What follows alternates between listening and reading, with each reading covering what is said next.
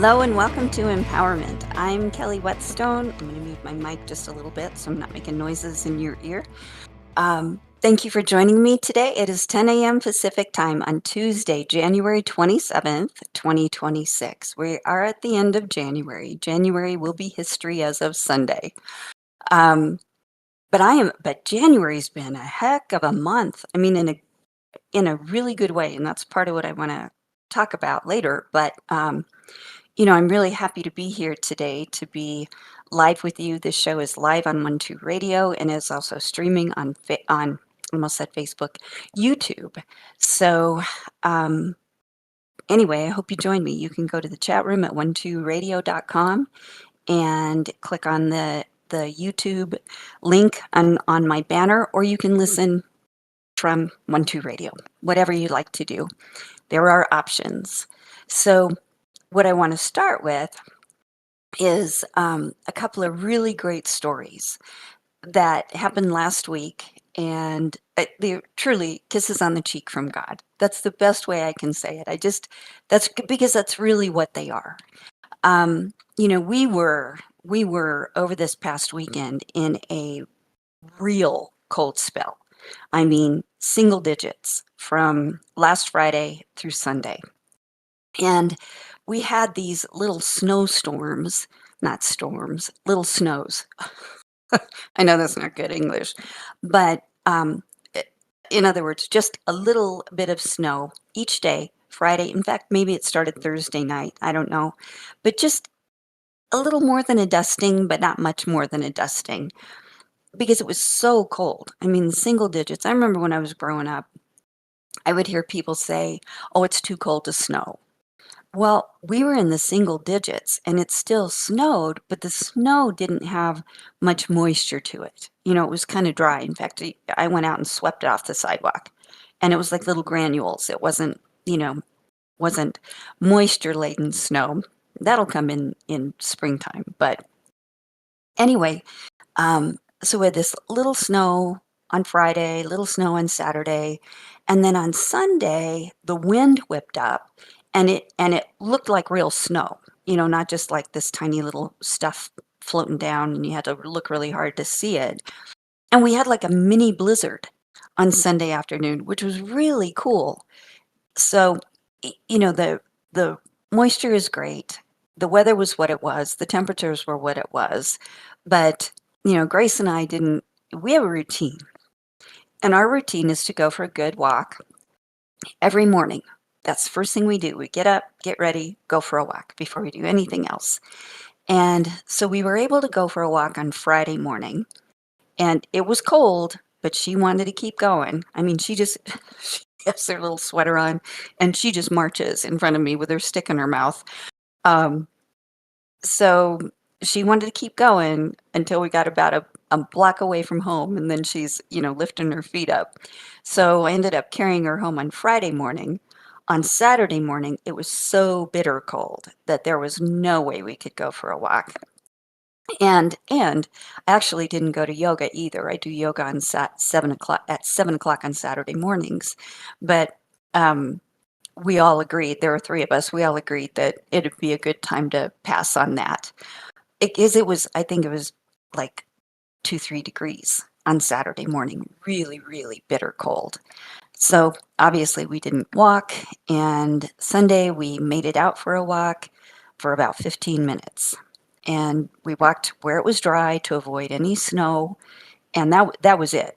15 minutes, we headed back home because it was so cold. In fact, it said on my phone that it was 9 degrees but felt like 0. So it was really, really cold on Sunday, and then after the blizzard in the afternoon, there was snow yesterday morning and same temperatures. So no walk. So, it's hard for her. She gets over it, but it's hard for her not to go for her walk. I mean, that is like that and her food are the highlights of her day, and her greenie, her treat in the middle of the morning, are the highlights of her day. And she loves her walk. So it was we missed it. So this morning we went for a good walk. We walked for about 20 minutes and it was cold, but it was 23. It felt like a heat wave. So we did that this morning. Really icy streets though, real icy. So that was a little uncomfortable, but we did go. So that was good. That felt good. So the interesting thing is, not as I said, the routine is we go for a walk every morning and I do yoga on Saturday morning. Well, I really missed yoga and not being able to go for a walk, it's not like, okay, so what do I do? Well, a few weeks ago, I just had on my mind that I should get another yoga mat to just have in the house. I keep my yoga mat in my car because it's easier than remembering to take it in and out on Saturday morning. And I use it on the floor at my teacher's house, the woman that hosts the yoga class. And she has a cat. And so, I thought I'd like to have one to have here that I could just have put on the carpet in my bedroom and do yoga if I wanted to, if I can't go to yoga on Saturdays. So I'm thinking about that. And of course, on Woot, there's a Gaia mat that shows up for 13 bucks. So I ordered that. And I also, the other thing that we do in the class is we work with weights, so 3-pound weights. So I ordered a set of 3-pound weights from Amazon. And they, you know, just happened to come the week prior so I could have them in time for the cold snap. Now, that was a kiss on the cheek from God, wouldn't you say? So I was able to do yoga. I did yoga like the past 3 days, not today, but the past 3 days, because we couldn't go outside. And it was really, really cool to just do that. I actually put together a playlist, a Pandora playlist of music, turned it on. I don't have music playing during the day because I'm working and it's a distraction during the day when I'm working.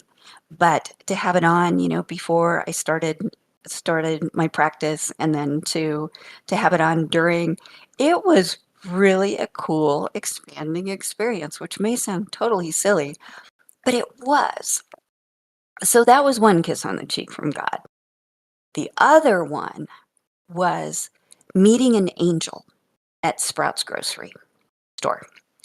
Last Thursday, I usually go to Sprouts on Friday, but last Thursday I just had time and I just had that tap on my shoulder, go now. You got the time to do it. And I really needed some arugula and a cucumber and some other things that day.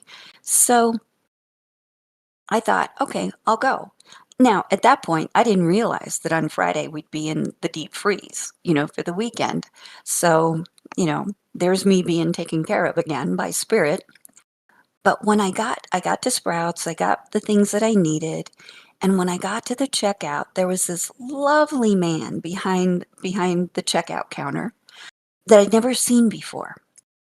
And he's he's just he was just this bright, bright spirit. I'd say he's probably in his 60s. He had a really white beard.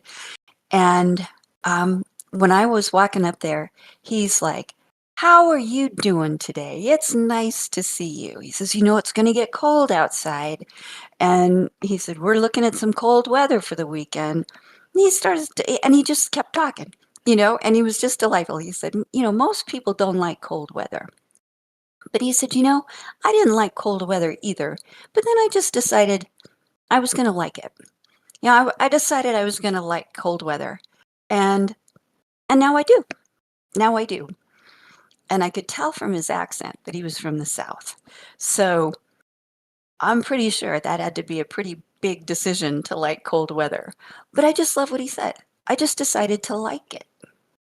So I'm there. I'm totally enjoying his vibe. He had a beautiful vibration and a beautiful positive spirit. And as we were chatting, somehow the conversation became about being kind.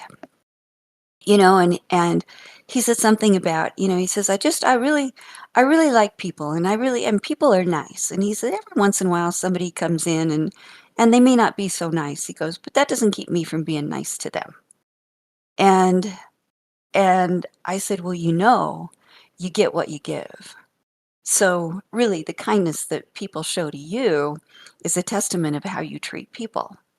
And he said, all my life, he goes, I can't even explain to you how much kindness I've received all my life.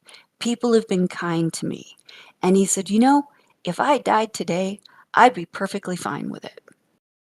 And right about then, and I'm just like, heart's exploding, just listening to this beautiful man sincerely tell me this. Just a beautiful spirit.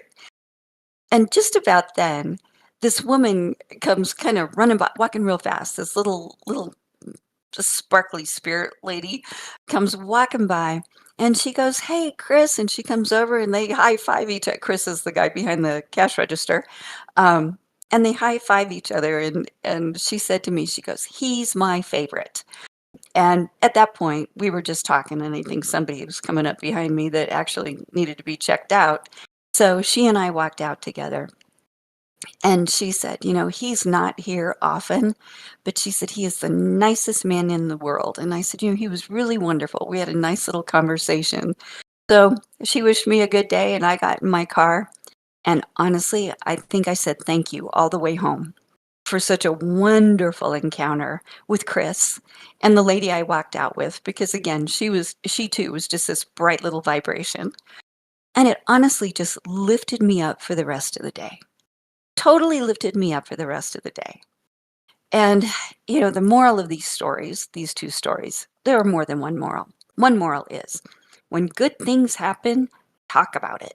I have to talk about it because the more you talk about it, the more you focus on what's good, the more good you experience in your life. It just works that way. Like attracts like. And of course, it goes the opposite way too.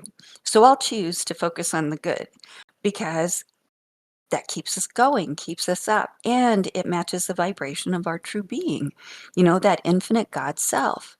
So that's the first thing, notice good things. I mean, really notice, celebrate them, even if it's something tiny. Like those weren't major things, but they were important, because in both of those stories, I knew that I was supported. I knew that it was no accident that I went to Sprouts on Thursday. I knew that it was no accident that I ordered a yoga mat, even though I have a yoga mat in my car. It wasn't. It was my intuition. It was guidance. And that is the second moral of the story. Follow your intuition. Follow your gut. Trust it. Follow it. And more on that in the teaching segment, because that's what I want to talk about. Release in conjunction with intuition and being on the spiritual path. So right now, thank you again for being here. And I just appreciate it. And I already told you it's streaming live here. It's on YouTube. I don't do readings on the show, but if you would like a reading or healing from me, you can find me every day on 12listen.com. Usually available mid to later morning Pacific into the evening. But if you don't see me, just schedule a call, put in a callback request. I'm notified right away via text, and I'll get back to you as soon as I can. And I'll always do my best to meet your schedule. My Clear for the New Year 15-minute time-based session will be available until the weekend. And then we'll switch over to, since February is the month of love, Stuart Wow would say love, yeah. I'm going to switch to my time-based session on relationship. And that's really a good one. Anyway, I'll tell you about that next week. But just a reminder again, we have reduced rates on calls and chats a few times a week on 12listen, typically Wednesday, Friday, Sunday, and the 12th of each month. If you want to be notified of our specials, go to 12listen.com and sign up for 12 promotions. And while you're there, just post what you're grateful for on the gratitude board. The advisors at 12listen moderate that board. We add our intention to your intention. And, whether it's in your experience or not, gratitude's a powerful, powerful vibration. Because when you're grateful, you're given more to be grateful for. That's it. And gratitude is another vibration that is not human, but that's a vibration or a product of your divinity. So it acts as a magnet. And I just want to thank you again for listening, however and whenever you do. There is programming on 1 2 Radio 24/7. There are archives of all the shows from all the hosts in the on demand section at 12radio.com. You can download them anytime you want. And 1 2 Radio is a great source of inspiration, information, support, and just passion from a lot of different voices. So I encourage you to take advantage. And right now, I just want to thank Serena for producing the show today. And let's move into the teaching segment by listening to a few minutes just to shift gears from announcements and the beginning of the show to the teaching segment of a piece of music called Down Tempo Glide by the Gordon Brothers. This is from the Nirvana Groove CD and Sequoia Records. Enjoy it for a few minutes. I'll be back right after. Thank you for being here. I'm Kelly Whetstone. You're listening to Empowerment.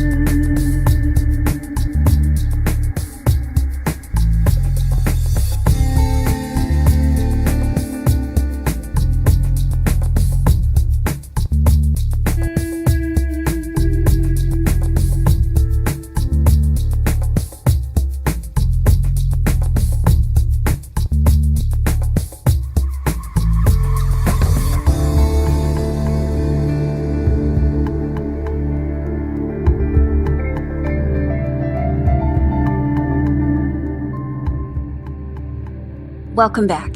I hope you enjoyed that music. I thought that was kind of a neat shift for the break. Um, just kind of back to what I started with. The energy that's pervaded the month of January for me has just been super motivating.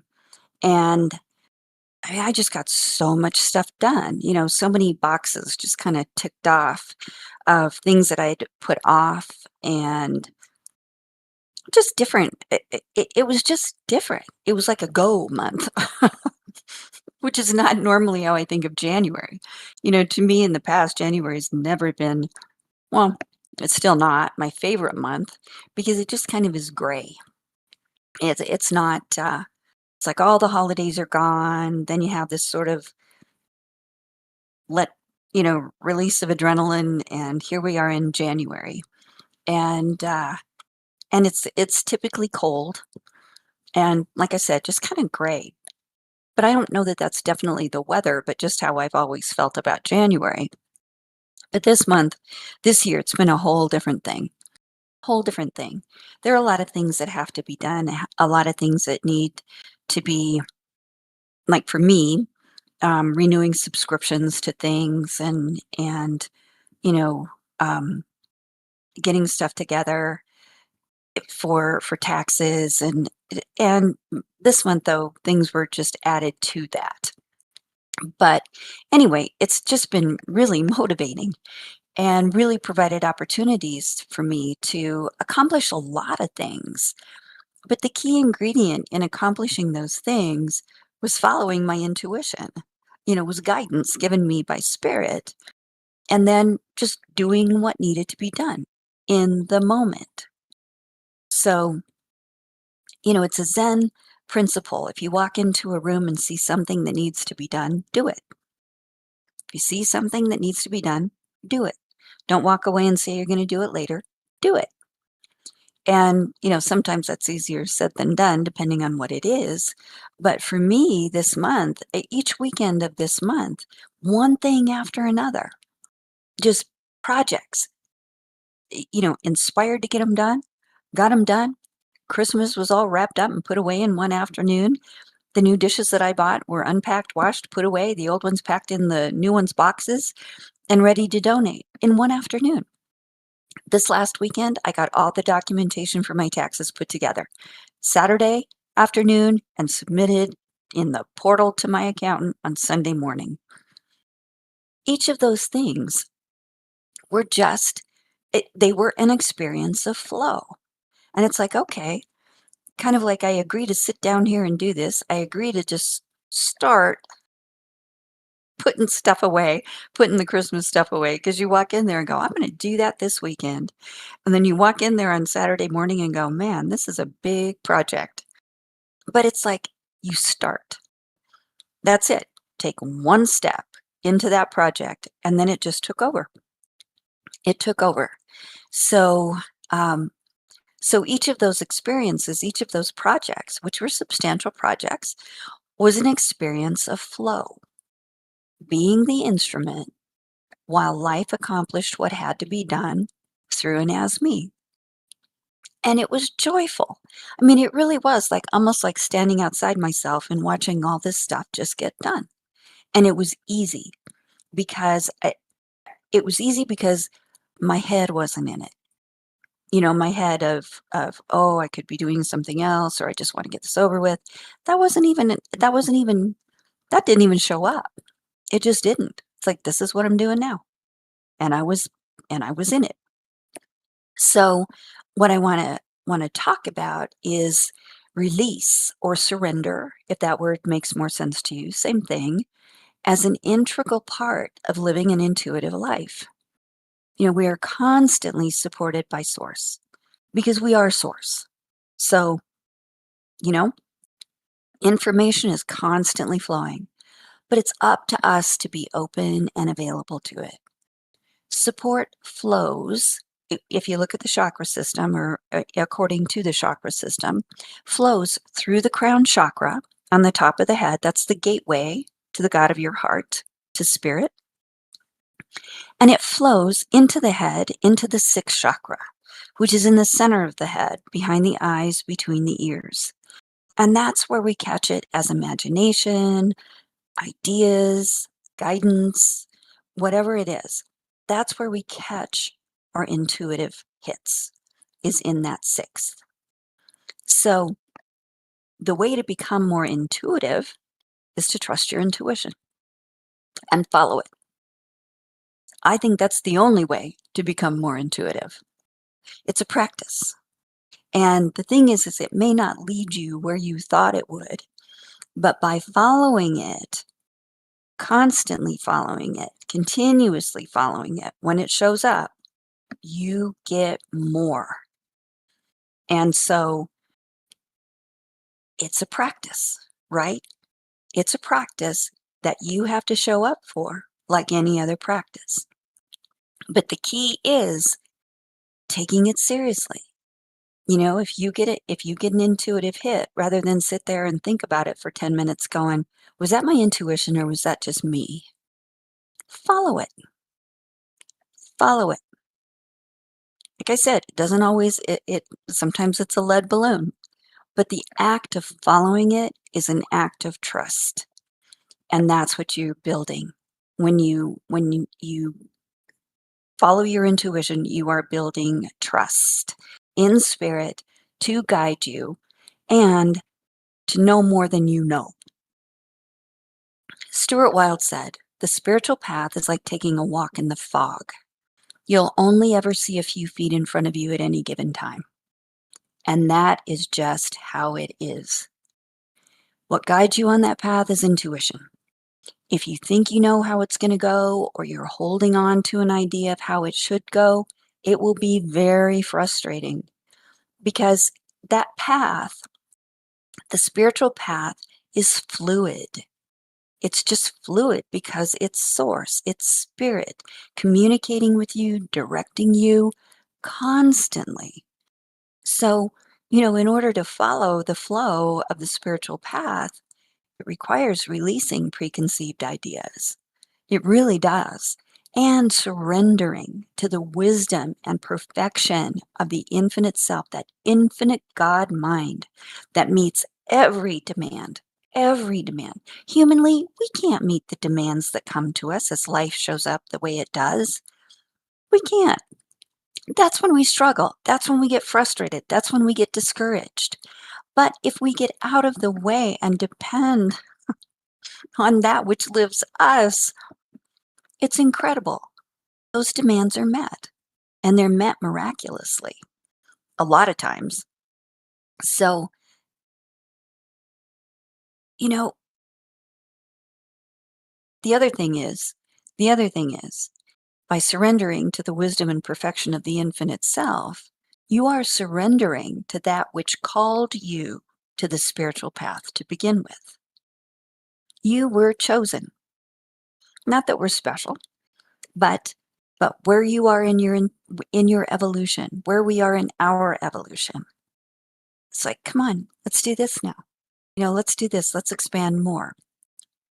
But it wasn't your idea. It was your soul desiring to expand, to have adventures in the material world as you. As Stuart Wilde would say, we're all here in an incarnation, and an incarnation is a heroic journey in the physical plane. But our human consciousness doesn't know how to navigate it. It doesn't. That which lives us, the infinite self, does. And it will do it brilliantly if we can just get out of the way and trust. I mean, it takes faith. It takes trust. It takes letting go of thinking that we know better, having to control, deciding, that my life, my journey has to look like somebody else's. It's just being in it, letting go, surrendering, releasing any idea of how it should be. That's a good one. That's a good one. To just sit in a meditation and go, I release all ideas of how this journey should be. And of course, the 3 magic words are, I don't know. I don't know. Those are the 3 magic words for getting out of the way. I don't know. Therefore, I relinquish all power, control, and responsibility for everything to the infinite God mind that lives me. which is the governing, maintaining, sustaining, and discerning principle of my life. I mean, it's because we don't know. I mean, when I learned that from Alan Watts, my life changed because my mantra, I don't know how to live this life. I don't. As a human, I don't. That gets me out of the way. I don't know what to do about this. I don't know how to do this. I don't know what to do. I don't know where to go. I don't know how to feel about this. I don't know. I don't know. And by saying that, by honestly saying that, not like, I don't know. It's not that. It's I don't know. That you, Father, within me, the infinite God self does. And I give it all away to you. I relinquish all control, all power, all responsibility. And it's like this big weight falls off my back every single time I do it. But again, it's being in that place where you say, I don't know, and you mean it. That's it. It's like I talk to people, and I've shared that with every person I could possibly share it with, from clients to everyone that listens to my show. That was the most incredible principle I ever found in my life, and it got me through a really tough time, through the deaths of both my mom and my husband at the end of 2023.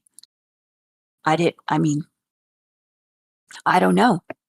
I don't know how to deal with this overwhelm. I don't know. I don't know. I don't know how to live this life. I don't know what I'm supposed to do. And when I did that, and still to this day, when I do that, not only does a weight fall off my shoulders, the weight of trying to figure something out, trying to struggle through, make it happen, cling to an end result that I want, when that falls away, answers come, guidance comes. So it really is a great way of getting out of the way to be able to hear and be available for your intuition. Really does. If you think of it in this way.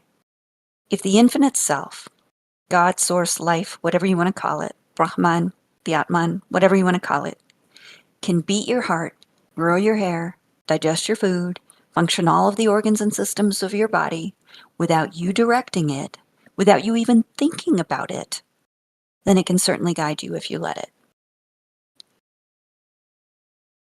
And you can trust it. It's all up to you. It is all up to you. You are master and commander of your life and your experience. You have everything you could possibly want or need within your infinite consciousness. That which I seek, I already am. Everything in your experience, to include your body, is in your consciousness. Your consciousness is not in your body. It's not in your human life. Everything is in your consciousness. Because as Alan Watts put it, what was it? You are the cosmos centered in the place you call here and now. So, that which I seek, I already am. It's a matter of just opening out a way to demonstrate it in the physical. So, if you let go of control, just declare yourself in, as Stuart Wilde would say. Stuart must be standing over my shoulder today because he's really in my head. And just trust and follow. As I said, the more you follow your intuitive hits, the more you get. And, most of the time, it's not going to be an earth-shaking event. It's just not. It's not. I mean, sometimes it could be something that, turn this way and you find out that the place you would have turned if you're driving, the road was blocked. That's not exactly earth-shaking, but that's like, whoa. Whoa. Whoa, I followed my intuition and it was right. But honestly, this may sound weird, but what you're looking for is just part of daily life, not earth-shattering events, not major things like that. It's just part of daily life. It's guidance. It's how to get through this life, this day, being productive and feeling fulfilled and feeling good, feeling grounded, feeling senior, certain, and clear in your own space. It's taps on the shoulder and ideas to do something or go somewhere or research something. And I love it with that. Like my, an intuitive journey for me is when a topic hits me like a ton of brick, like release or acceptance or whatever they are. And then they just keep going. And I just keep getting more and more breadcrumbs to follow to find out more and see how they unfold and show themselves on deeper and deeper levels, more expansive levels. And it's just, man, that is just incredible. It's just incredible. And I'll sit here and it'll be like, I'll be working on something like that, on a topic like that. And then all of a sudden it's like I have books on my desk. I have books everywhere in my office. But I'll look on my desk and a book will just kind of not light up for me, but like get my attention. And I open it and here we go. The first thing I open it to is exactly what I'm looking for. Or like I said with some of the Joseph Campbell, sorry, I couldn't get his name for a second. The Joseph Campbell information I shared with you last week was like, wow, I want to talk more about release. So I'm looking on my YouTube page, and to the left, here's in the shorts, here's the mythological symbology of release. I mean, come on, that's God. That's just God. But really, it's subtle. It's just subtle. And because it is subtle, it requires you being open. And that's part of the practice of being available to your intuition. It's just kind of like having your head open, realizing subtle changes in things.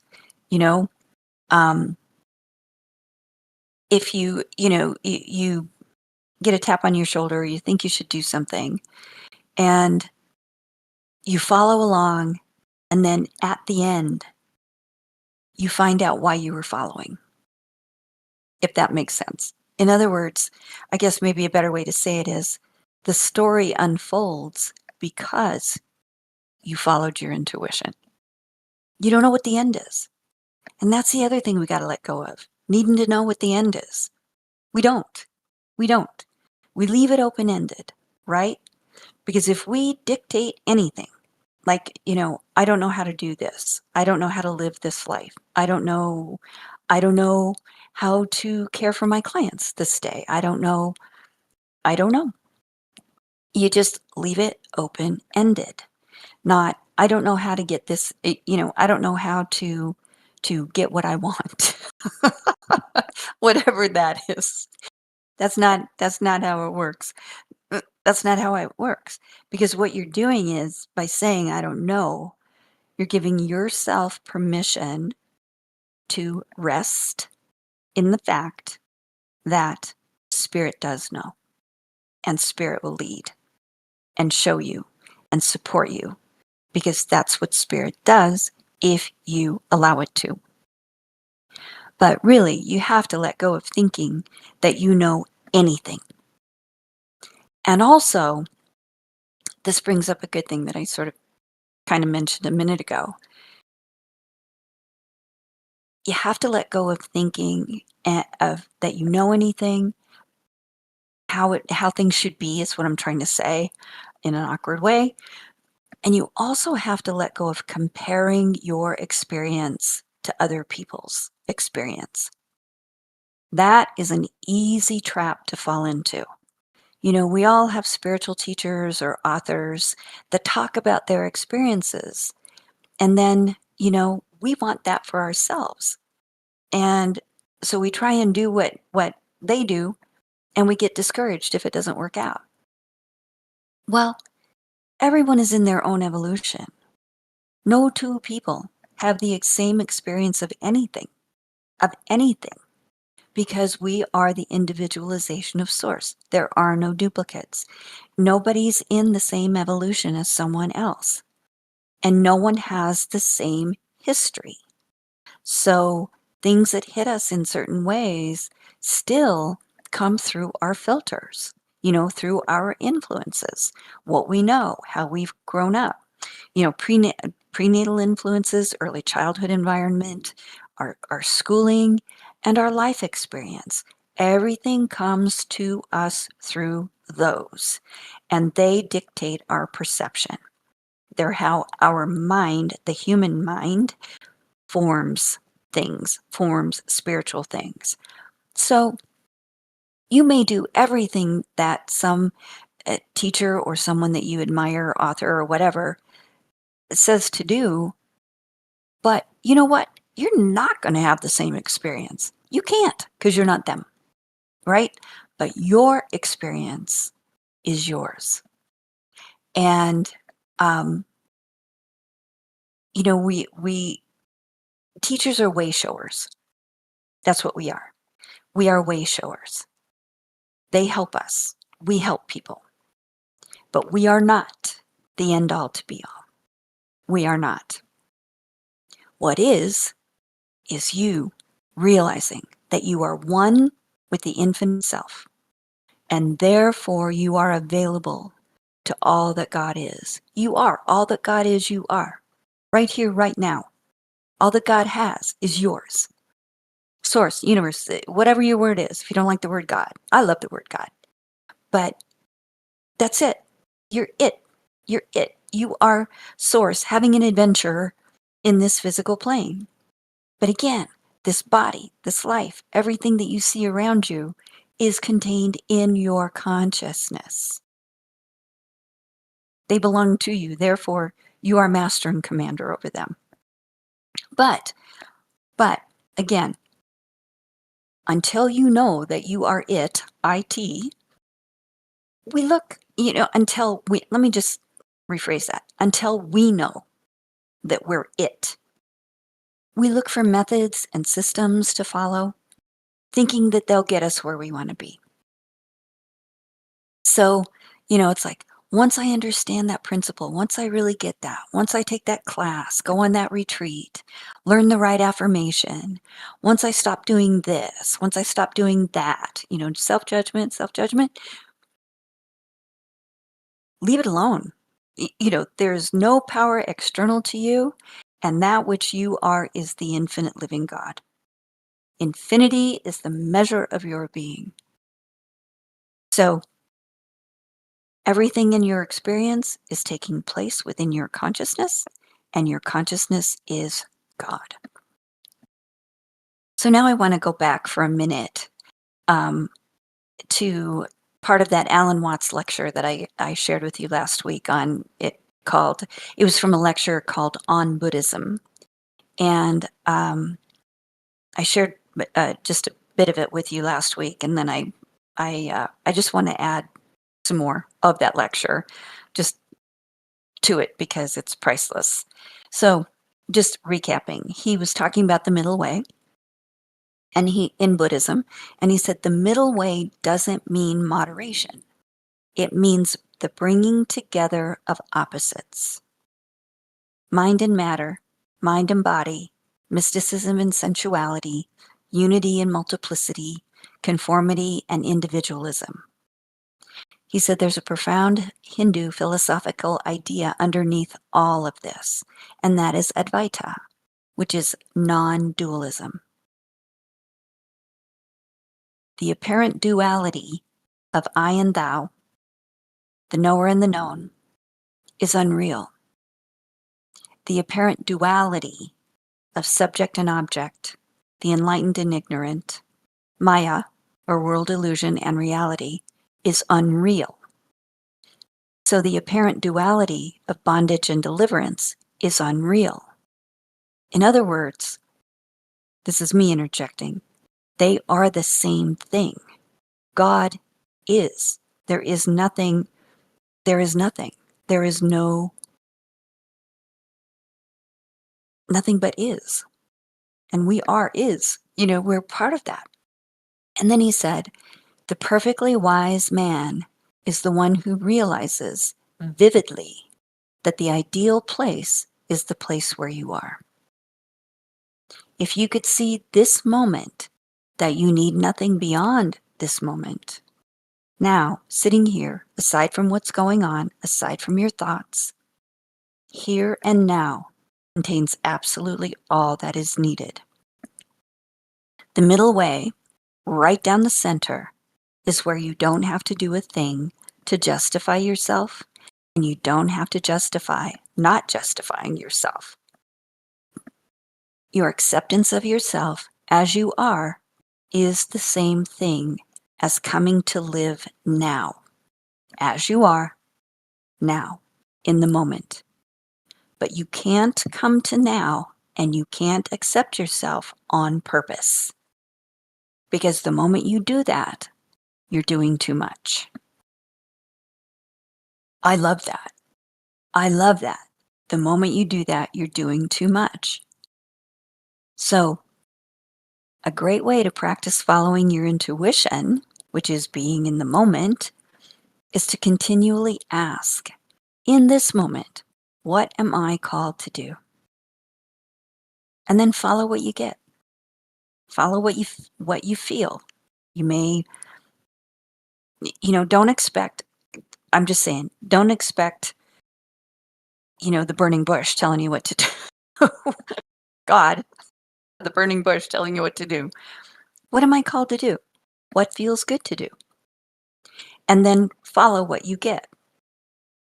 If you start to do something and it doesn't feel right, like for me, if I decide, man, I need to write my show or I need to write my article, and I sit down and I am just struggling with it, I need to do something else because it is not what I'm called to do in that moment. So if it doesn't feel right, even if you feel like you're following your intuition, because it's a practice, remember that it's a practice, stop and ask the question again. In this moment, what am I called to do?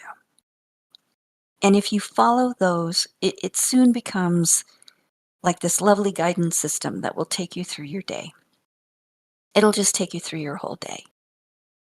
But living intuitively inherently keeps you in the present moment because your head is open and you are available for guidance, which only comes in the present moment. Flow happens in the moment.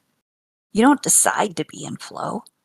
It's this magical vibration that comes in when you follow your intuition, when you just dive in, and flow feels good. Flow is easy. Forcing things doesn't. So if you feel like you're forcing something, pushing against it, take a step back, ask the question again, and then just follow what you're led to do. When I sit down to write something and I can't do it, I'll go clean the bathroom or just get up and do something. So I'm walking away from my desk, moving a little bit, water plants, do something. But then when it's time to sit down and write it, I'll sit down and bam, it's moving. Because I'm out of the way. And that which lives me, that which knows what it, the infinite self, whose article and show and everything else is its own thing, I just get to be the instrument through which it flows. So, again, if you walk into a room and see something that needs to be done, do it and go from there. You just might end up in a really great flow for the whole rest of the afternoon. So, on that note, I just feel like our circle is complete and I feel good about it. I hope that was valuable to you. You've been listening to Empowerment. I'm Kelly Whetstone. We are here on 1-2 Radio where we're changing the way you listen to the world. I wish you a very, very blessed week and please stay tuned for Katie Weaver. Thank you, everyone. Bye-bye.